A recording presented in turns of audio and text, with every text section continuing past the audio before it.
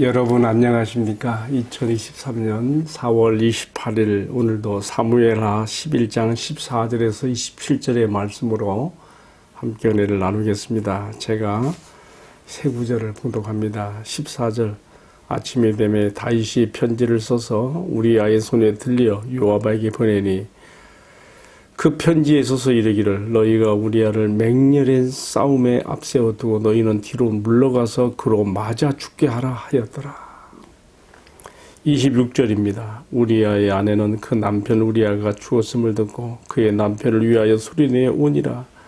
그 장례를 마침에 다윗이 사람을 보내 그를 왕궁으로 데려오니 그가 그의 아내가 되어 그에게 아들을 낳으니라. 다윗이 행한 그 일이 여호와 보시기에 악하였더라. 아멘. 이제 방금 읽어드린 이 말씀을 가지고요, 의인도 어디까지 타락할 수 있는가 하는 그런 내용을 주제로 함께 말씀을 나누려고 합니다. 굳이 제목을 붙인다고 하면요, 교훈을 위한 제목인데요, 내가 서 있는 그 자리가 나를 결정한다 하는 제목으로 말씀을 나누면서 제가 가장 먼저 던졌던 말씀, 의인도 어디까지 타락할 수 있는가 하는 그 점에 대해 생각하면서 하나님의 은혜를 마음에 새기고자 합니다. 사무엘서 저자의 관점을 따라 읽어가는 오늘의 말씀에서 그토록 경건하고 하나님 중심에 섰던 다윗이 어쩌다가 이렇게까지 타락하고 탈선하여 이제는 간음죄에 더하여 청부살인, 심지어는 살인하는 방법까지도 살인 교사하는 죄까지도 짓게 되었는가 하는 점을 우리가 보게 됩니다. 사실 직접 살인보다 더 무서운 것이 청부살해이면서 죽이는 방법까지도 말하는 그 살인 교사라고 생각해 볼 수 있는데요. 그토록 의롭고 경건했던 하나님 중심의 사람이었던 다윗이 이렇게 타락하고 탈선된 이런 모습에서 의인의 자리에서 또 하루아침에 악인의 자리로, 흉악한 주인의 자리로 떨어진 다윗의 모습은 우리의 마음을 숙연하고 또 두렵고 떨리는 마음에 압도되게 만드는 것이 사실입니다. 이스라엘의 그 30인 장수에 속했던 우리아는 자신의 아내가 권력의 희생양이 되어서 다윗 왕에게 더럽혀진 것뿐만 아니라 이것을 은폐하기 위해서 다윗이 그에게 특별 휴가를 주어 불러서 이 사실을 은폐하려고 했지만은 이 일이 성공되지 못하자 더 무서운 권력의 희생양으로 떨어집니다. 다윗이 우리아의 손에, 즉 우리아 자신을 죽게 만드는 편지를 들려보내는 거지요.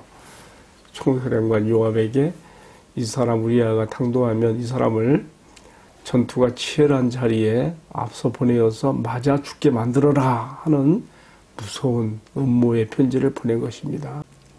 보통 군대라고 하면은 상명하복이라고 절대 명령에 복종하는 그러한 질서가 있기 때문에 요압은 군 최고 통수권자인 다윗 왕의 이러한 지시를 받았을 때에 이것을 그대로 따를 수밖에 없으면서 한편 그 마음속에는 그동안 다윗에 대한 존경하는 마음이 좀 꺾이지 않았을까?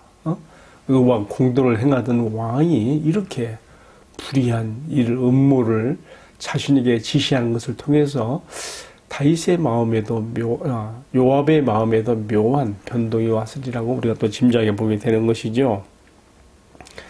그리고 다윗이 살인 교사하였고 요압이 그렇게 실행에 옮긴 라빠성의 전투에서 우리아와 몇몇 장수들이 요압 총사령관의 지시를 따라서 가까이 성에 접근했다가 위로부터 쏘아대는 화살에 맞아서 이제 죽게 되는 것이죠. 그리고 이 소식은 이제 다윗 왕에게로 전달이 됩니다. 요압이 전령을 보내서 전황을 보고할 때에 왜 그렇게 성에 가까이 가서 교전해서 이렇게 사람들이 죽게 되었는가에 대한 작전 미스에 대한 문책이 있을 때에 우리아도 함께 죽었나이다 라고 말함으로써 다윗이 지시한 명령대로 각본대로 되었다는 것을 드러내면서 또한 전령조차도 깜짝히 속이는 완전 범죄로 이 일을 마무리하게 되는 것이죠.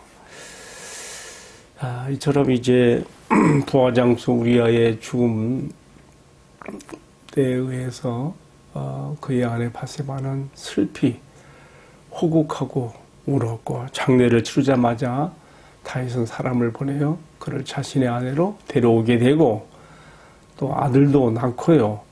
그냥 다시 또 평범한 일상이 시작되는 것 같았습니다. 그러나 사무엘서 저자는 여기서 분명히 짚고 넘어가는 의미심장한 말씀을 남깁니다. 이 일이, 오늘 그 말씀이 마지막 27절 하반절에 나오죠. 다윗이 행한 그 일이 여호와 보시기에 악하였더라. 이 사무엘서 저자가요, 다윗과 요압 사이에 주고받은 이런 은밀한 살인 청부, 살인 교사의 내용까지도 자세하게 이렇게 하나님 말씀 성경에 다 드러나고 백일하에 드러내고 있다는 것은요, 하나님 앞에서는 숨겨지는 일이라는 것이 결코 없다는 것을 우리에게 이렇게 보여주는 것이죠. 어찌하였든 다윗은 그가 행한 일이 여호와 보시기에 악하였다는 것으로서 오늘의 말씀이 마치고 있습니다. 의인도 그가 은혜에서 떨어지면 얼마나 깊은 타락까지 떨어질 수 있는가 하는 말씀을 오늘 여기서 보게 되는 것이죠. 자, 오늘의 이런 말씀들을 중심으로 해서 크게 세 가지 교훈을 생각했습니다. 첫 번째는요, 세상에 의인은 없나니 하나도 없다 하는 말씀입니다. 후일에 사람은 어떻게 구원을 받는가 하는 문제를 다룬 사도 바울은 이신칭의의 진리를 설파하면서 바로 다윗이 범죄한, 그리고 그로 말미암아서 나타난 참회시가 쓰여 있는 시편 32편과 51편을 내용으로 해서 바로 이 점을 이야기하고 있죠. 세상에는 의인은 단 한 명도 없다는 것과 오직 하나님의 은혜만이 사람을 구원할 수가 있는데, 하나님은 어떤 사람을 긍휼을 베푸시고 은혜를 베푸시고 구원하시는가? 자기 죄를 철저히 자기 부패의 존재인 자신을 한탄하며 하나님 앞에 가난한 마음이 되어서 겸비하고 통회한 마음이 되어서 의지하는 자들을 하나님이 구원하신다고 하는 그러한 이신칭의의 교리, 오직 은혜, 오직 믿음, 오직 성경으로 진리를 따라서 되어지는 그 구원의 도리를 바울이 설파하지요. 두 번째로 생각해보는 오늘 말씀의 교훈은요, 만물보다 거짓되고 부패한 사람의 마음, 에레미야 선지자가 한 얘기인데요, 정말 사람의 심리가 얼마나 부패한가. 가장 의롭고 하나님 중심적이었던 다윗이라고 하는 성군이 이렇게 탈선하고 죄악에 떨어지는 것을 통해서 우리에게 말씀하고 있는 것이죠. 다윗은 자신의 부하 장수 우리아의 아내를 범하고 그 일이 은폐시키려고 은닉하려고 하다가 이것이 실패에 이르자 앞서 드린 말씀처럼 그가 무서운 음모로서 이 죄를 덮으려고 하는데, 저는 이 모습을 보면서 다윗의 마음속에 발동된 이러한 마귀적인 그 심리, 마귀적인 음모, 도대체 이것이 우리에게 무엇을 보여주고 있는가 생각해 보게 됩니다. 사람이 하나님의 은혜에서 떨어지면 그 본래의 마음 그대로 노출되어져서 얼마나 무서운 마귀적, 악마적 음모에까지 그가 가담되어지고, 죄는 더욱 죄를 낳고 죄가 과속도가 붙어서 얼마나 더 무서운 죄로 떨어지는가를 우리에게 보여주고 있는 것이죠. 따라서 정말 하나님께서 우리 심령에, 부패한 우리 심령에 그의 은혜로운 터치하심, 간섭하심, 성령의 감화, 감동과 붙들어 주심의 은혜가 아니고서는 우리는 결코 의로우신 주님 앞에 설 수 없는 죄일 수밖에 없다는 것과, 하나님의 은혜가 우리 심령에 있을 때이지만이 우리가 이만한 경건이라도 유지하며 주 앞에 설 수 있다는 것을 인정하게 되고요. 참 하나님의 은혜의 중요성을 다시 한번 여기서 배우게 되는 것이죠. 마지막으로 세 번째 생각해보는 교훈은요. 악인의 자리에 있지 아니하고 복 있는 자의 자리에 있기 위해서 우리가 어떻게 해야 되겠는가 하는 점을 생각해 봅니다. 우선은 오늘 말씀 생각하면서 사람이 어떤 자리에 있는가가 매우 중요하다는 생각이 들어요. 시편 1편에 시편을 시작하는 첫 번째 시가 그거지 아닙니까? 복 있는 사람. 복 있는 사람은 악인의 길을 쫓지 아니하며 죄인의 길에 서지 아니하며 오만한 자의 자리에 앉지 아니하고. 이게 다 뭡니까?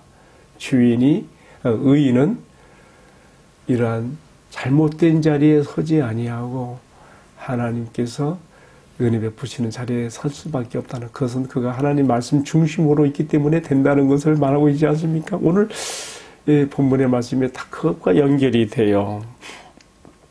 다윗이 전시 중에 정말 아주 굉장히 좀 긴박한 전시 중에 언약궤를 따라서 전투 현장에 가 있지 아니하고 멀리 언약궤에서부터 멀리 떨어진 왕궁에 있으면서 또 그것도 늦은 오후에 낮잠을 즐기고 일어나서 그가 보지 못할 것을 보는, 보통 이것을 관음증이라 그러지요. 몰래 모욕하는 여인의 아름다운 자태를 훔쳐보는 그 자리를 떠나지 못하고 거기에 머물러 있다가 그만 마귀가 파놓은 죄악의 함정에 떨어지게 되고 그 죄는 계속 가족들과 붙어서 더 무서운 살인, 교사, 청부 살인의 죄까지 이렇게 됐다는 것을 오늘 말씀이 보여주고 있는데요.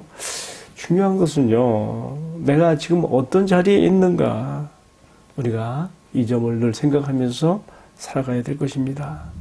내가 지금 하나님 앞에 은혜를 받으며 복된 자의 자리에 있는가 아니면 내가 하나님의 은혜에서 떨어져 있는 죄인의 길에 오만한 자의 길에 내가 서 있지 않는가? 우리가 항상 자신들을 분별하고 살펴봐야 될 것입니다. 참 다윗의 경우는 앞에 말씀드린 것처럼 그가 모욕하는 여인의 아름다운 자태를 몰래 훔쳐보는 자리에 계속 거기서 머물러 있었기 때문에 함정에 빠진 거 아니겠습니까? 마찬가지로 대개 사람이 저 자신을 포함해서요.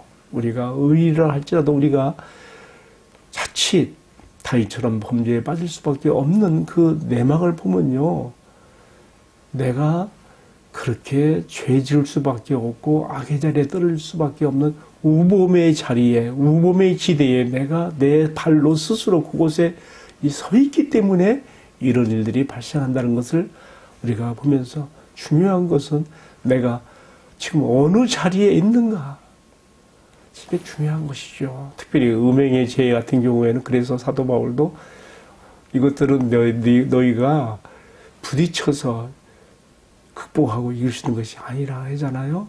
음행을 피하라. 사람이 범하는 모든 죄보다 몸 밖에 있거니와 하면서 음행을 피하라. 그래서 avoid, 피하다.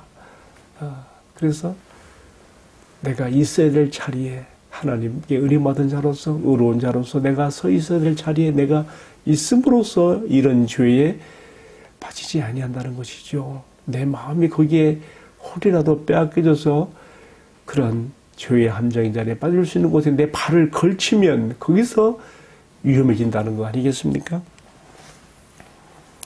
하나님의 임재의 처소로서 상징되며 언약의 두들판 말씀으로 상징된 그 언약궤 곧 오늘 우리에게 적용한다면 하나님 말씀 중심의 삶으로 살아가지 않으면 나도 얼마든지 다윗이 미끄러져 들어갔던 그 악인의 자리에 범죄의 자리에 나도 떨어질 수밖에 없다고 하는 두려운 경고의 말씀을 교훈을 이 아침 마음 깊이 새깁니다. 저의 각성과 또 교훈이 또한 시청자 여러분들의 각성과 또한 교훈이 되기를 주님의 이름으로 축복합니다. 우리는 그리하여 항상 하나님께 은혜 받은 자로서의 안전지대에 하나님께서 보호하시고 은혜 베푸시는 안전지대에 우리가 있기를 기원합니다. 내가 잘나고 의로워서 내가 의로운 자의 길에 서는 것이 절대로 아니죠. 나는 그대로 두면 다윗처럼 나도 아무리 의로운 자라도 어디까지 타락할 수 있는가가 보여주는 이 말씀은 오직 하나님의 은혜로서만이 내가 설 수 있다는 것과 그렇게 되기 위해서 내가 언약의 중심, 오늘 우리로 적용한다면은 하나님 말씀 중심의 삶으로 들어가야 한다는 것입니다. 기도하십시다. 사랑하시는 주님, 살아가면서 나의 마음을 이끄는 여러 가지 일들로 마음이 흔들릴 때가 있고 내 발걸음이 옮겨질 때가 있습니다. 주여 긍휼히 여기소서. 항상 말씀 중심에, 하나님 중심에, 교회 중심에 내 삶의 자리를 두고 살아갈 수 있는 은총을 베풀어 주시옵소서. 이 모든 말씀을 우리들의 존귀하신 주님 예수 그리스도의 이름으로 기도하옵나이다. 아멘. 예, 감사합니다. 오늘도 주님의 은혜에 힘입어 힘차게 살아가는 하루 됩시다. 감사합니다.